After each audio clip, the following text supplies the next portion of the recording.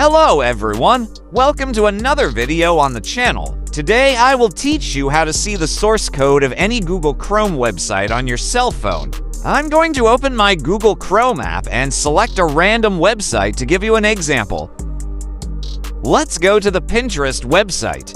The first thing we must do is click on the link and then click on the icon with a pencil to edit this link.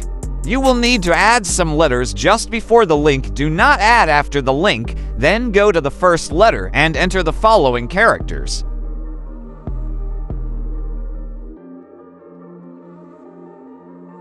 After writing this, press enter and all the source codes of the selected site will appear.